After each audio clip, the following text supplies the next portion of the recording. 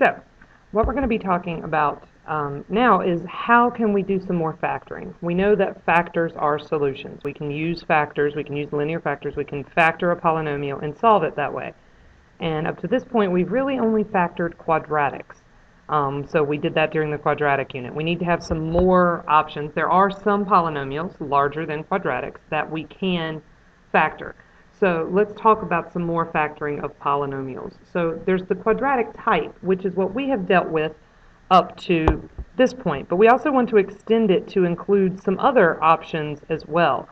So the quadratic type is any polynomial that falls into the form ax squared plus bx plus c, all right, where this is a perfect square, x is a perfect square, and x here in the middle is half of that power. See, we've done x squared and x up to this point. We do the headphones, we do the backwards box. That is how you factor the quadratic type. But what you have to understand is it works for any perfect square and half its power. So that would also work for x to the fourth plus x squared plus c, because x to the fourth is a perfect square.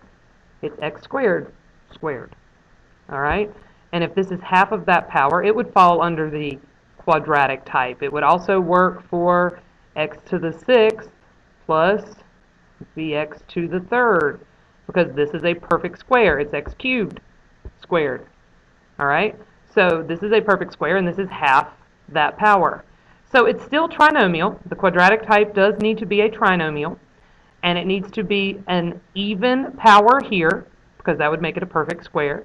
And then it has to be half of that power here, and then it has to be a constant. If it falls into that pattern, then it is a quadratic type. And if it is a quadratic type, then we can factor it by using our headphones and the backwards box, or factor by grouping, whichever is the method that you prefer for that.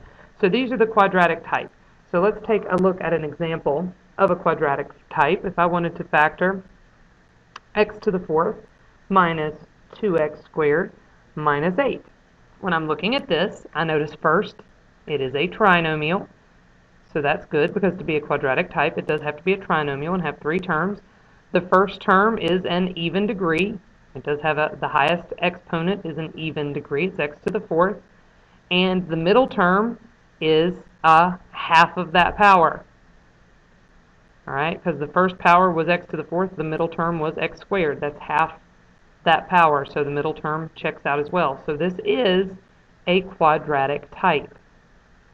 And since we know that it's a quadratic type, then we can solve it, or factor it, just like we did quadratics. Now, there is no number up front, so that makes it easy, because now we are just interested in two numbers that multiply to equal -8, but add to equal -2, and I believe -4 times 2 fits that bill.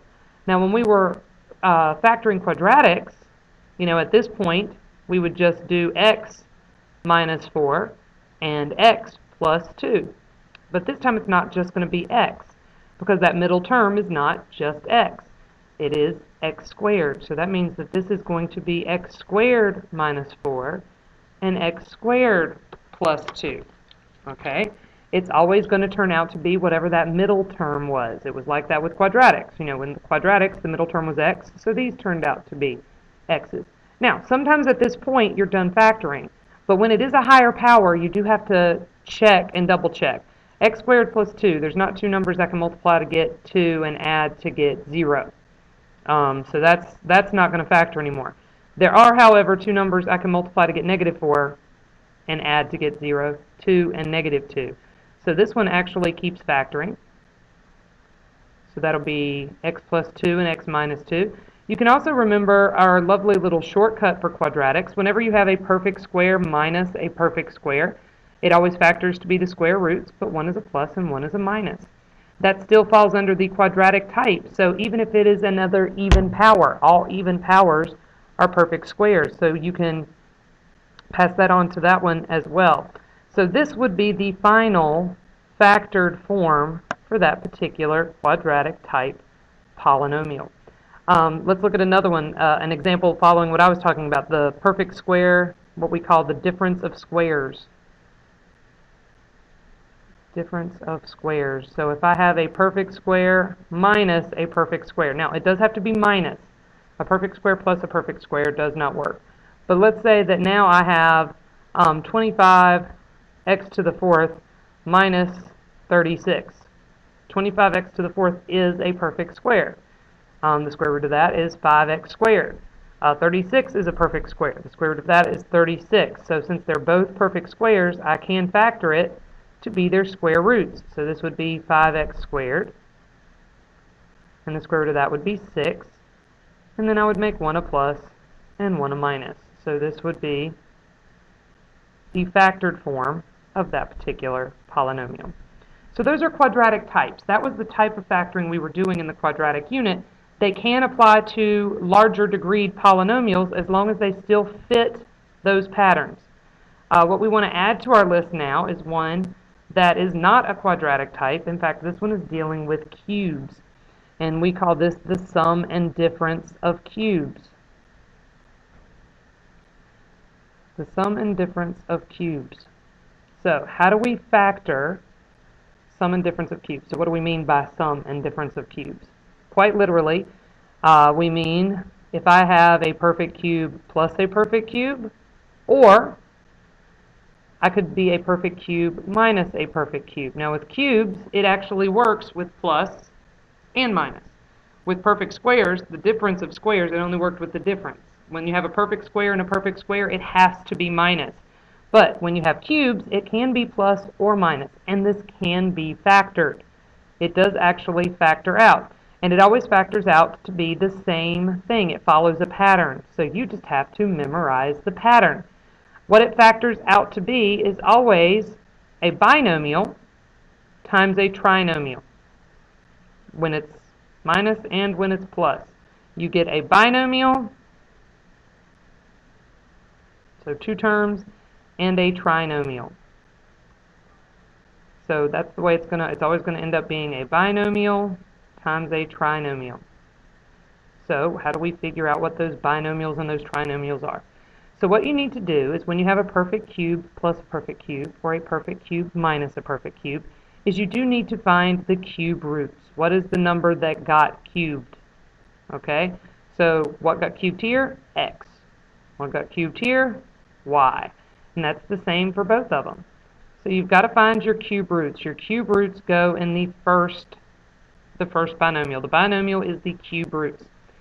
The trinomial is actually based off of those cube roots. So you have to find those cube roots first. That's what goes in the binomial, and everything is going to be based off of that afterwards. So what I then do to make my trinomial is I'm going to square both of those numbers. So I'm going to square the first number, and I'm going to square the second number. Whatever that first number is and whatever that second number is, I'm going to square them. To get the middle term of our trinomial, I'm just going to multiply those two numbers. X times y. Same thing. I'm going to multiply the two numbers. In fact, when you're factoring a plus and a minus when it comes to cubes, the only thing that changes is what the signs turn out to be. These numbers, these terms, they all look very similar.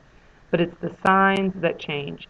And there's a neat little way that you can remember what your signs are supposed to be.